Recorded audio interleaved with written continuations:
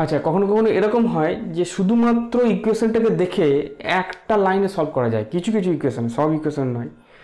সেই নিয়মটা হচ্ছে যে কোনো একটার সহগের অনুপাত যদি একই হয় কনস্ট্যান্টের সঙ্গে, তাহলে অন্য যেটা থাকছে, রাশিটা থাকছে, সেটা জিরো হবে। আমি একটা উদাহরণ দিলেই তোমরা বুঝতে পারবে। এখানে দেখো 5x plus 8y is equal two 40 দিয়েছে, আর 10x plus 11y is equal two 80 দিয়েছে। দেখো এখানে x এর যে সহগ তাদের যে অনুপাত সেটা হচ্ছে 1:2, আর কনস্ট্যান্টের যে সহগ সেটাও কিন্তু অনুপাত হচ্ছে 1:2। তাহলে দুটোরই অনুপাত সেম।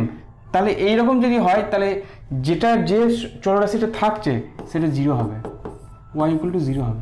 তাহলে y যদি জিরো হয় তাহলে 5x সমান 40 হবে বা x ইজিক্যাল টু 80 হবে। খুব ইজিলি সলভ করা যায়। চলো আরেকটা দেখি।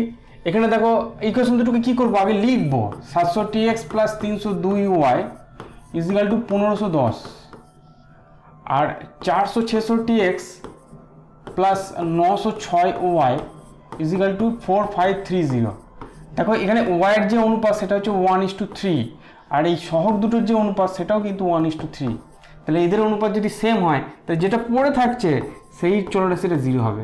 তাহলে এক্স যদি জিরো হয়, এটা যদি আমি পুট করি তাহলে আমি বলতে পারি 302y সমান হচ্ছে 1510 বা y ইজিক্যাল টু হয়ে গেল 5। দেখো খুব সহজেই আমরা সলভ করতে পারি যদি এই নিয়মটা জানি।